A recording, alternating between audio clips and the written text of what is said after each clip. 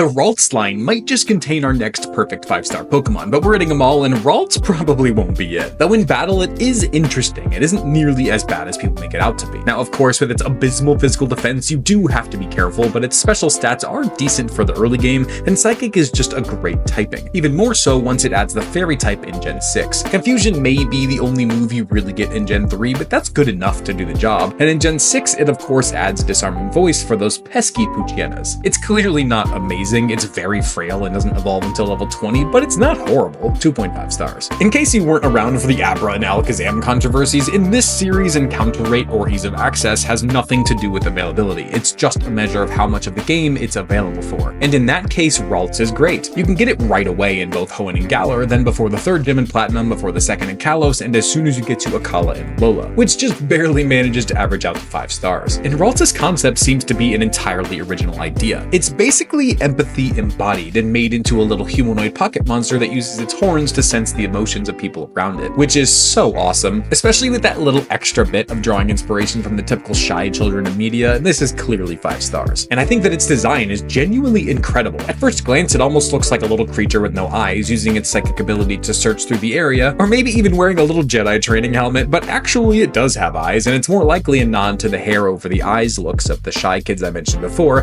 Then you add the heart-shaped horns on its heads to sense emotion, and honestly, you've got a peak first stage design. 5 stars. Which not only lands Ralts the final score of 4.375 stars overall, but also knocks a few starters from the top 5. Ralts shocked everybody by making it into the top 5, so do you think Kirlia will follow suit? We're rating them all, and in battle it has a very similar story to Ralts. It's incredibly frail physically, especially considering it doesn't evolve until level 30, but its special attack is pretty solid at 65, but with its low speed and lack of defenses, it's really gonna get outclassed in the time that you would use it. It does still really pack a punch, but it struggles to get the chance to do so. 2 stars. And its availability, as we went over with Ralts, will once again be 5 stars for being in the early game in most regions. Then Kirlia takes the whole empathy physically embodied into a childlike creature idea and just ramps it up, while also gaining the ability to rip dimensions and see into the future.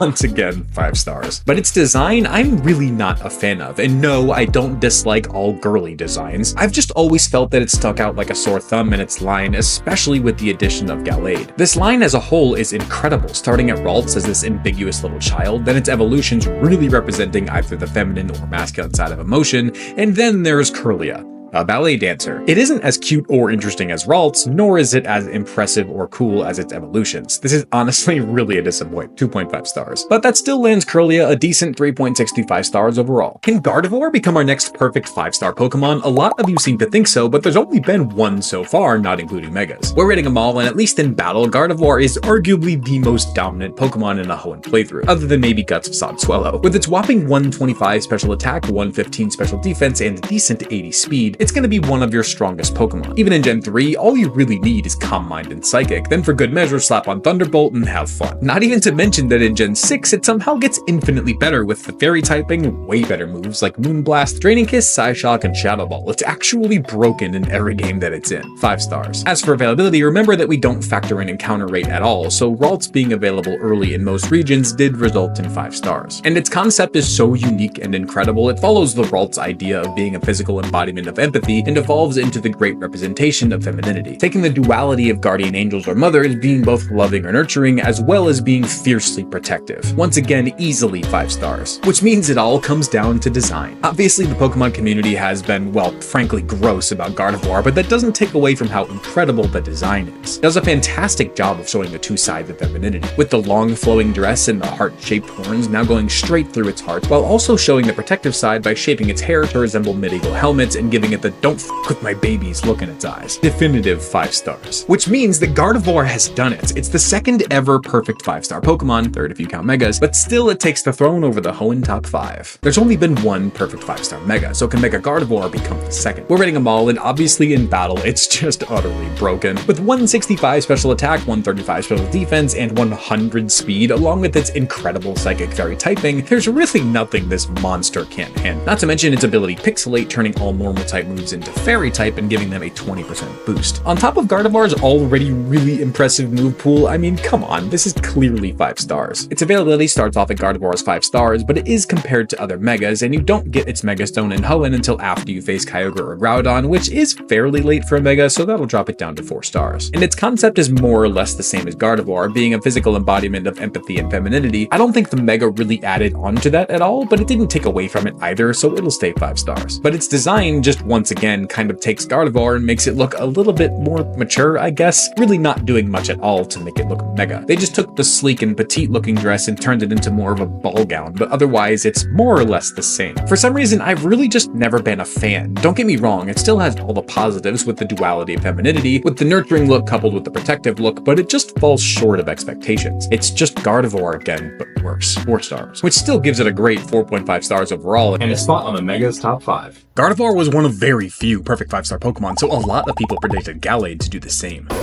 Avoiding them all, and its first hurdle is Battle Prowess, where I do think there are some questions. Firstly, Psychic Fighting is just not as good of a typing as Psychic Fairy. It is still really awesome offensively though, which goes well with its 125 attack, though other than its good special defense and okay speed, it's kind of mid everywhere else. It was kind of right there on the cusp until I realized how diverse and honestly great its move pool is. It has setup moves like Swords Dance, Calm Mind, the Screens, Recovery with Drain Punch, Utility with Thunder Wave, and plenty of coverage options. But unlike Gardevoir, it doesn't have the broken Fairy typing to cover for its mid defenses and okay speed. And it also doesn't get its amazing sharpness ability until Gen 9. I'm really on the fence here, but I think I'm going to go with 4.5 stars in Battle Prowess. Then the Dawnstone is really the only question for availability, as Ralts is available shockingly early in most regions, though yes, another case of only Platinum for Sinnoh. And surprisingly, the Dawnstone is available right around the time you get Surf in most regions as well, other than Hoenn where it's Victory Road, so we'll get a small penalty there, but it still manages to get a really good 4.5 stars in availability. Then Gardevoir got an easy 5 stars in concept for really kind of beautifully combining the two sides of the femininity coin. It has the loving and pretty side of being the physical embodiment of empathy and based on traditional feminine ballet dancers, while also being protective like kind of a guardian angel or mother, as well as a chivalrous knight. But then Gallade ramps up the fiercely protective side, really focusing down on the honorable chivalrous knight side, by taking inspirations from different forms of martial arts and warfare, which is all really cool on its own for sure, but I feel like it kind of loses the whole point of this evolution line. 4.5 stars. However, for its design, I've always vastly preferred Gallade over Gardevoir. I'm a simple man. Mystical gladiator with sword arms and a helmet? Count me in. That's awesome. But if we're trying to actually be critical here, is it actually as good of a design as Gardevoir? Probably not, just because Gardevoir perfectly caps off this evolution line and portrays its concept so well, while Gallade feels much more disconnected, not to mention the,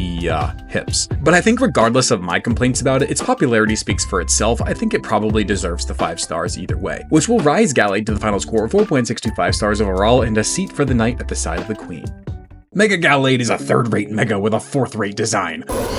Warning them all, and I'm just kidding. It's awesome, even if it is just Seto Kaiba. Anyway, in battle, this dude is an absolute terror. 165 attack, 110 speed, and really solid defenses. It's also very unfortunate that this was before Gallade got the sharpness ability. Psychic Fighting is an awesome typing, even if it's worse than Psychic Fairy, and its move pool, as we went over with Gallade, is certifiably broken. I don't think I really need to go in that much more detail here. This is obviously 5 stars in Battle Prowess. But for availability, Gallade's Mega Stone isn't even in X and Y, and it's locked behind the end of the post game in Oras, so its availability is going to take a huge hit from Gallade's 4.5 down to 2.5 stars. And as for its concept, Gallade was more or less the physical embodiment of chivalry and honor in a warrior, taking inspirations from all sorts of martial arts and military backgrounds. Then its Mega doesn't really add or take away from that at all, so it'll stay 4.5 stars. And its design is honestly a huge upgrade upon Mega Evolution. The head crest on the gladiator helmet gets bigger, sharper, and a lighter color, which then matches its fancy new cloak or cape, along with its new state-of-the-art dual disc, sword arm. Yu-Gi-Oh! Copyright claims and weird hip shape aside, it's still an absolutely awesome design for a regal, honorable knight Pokemon.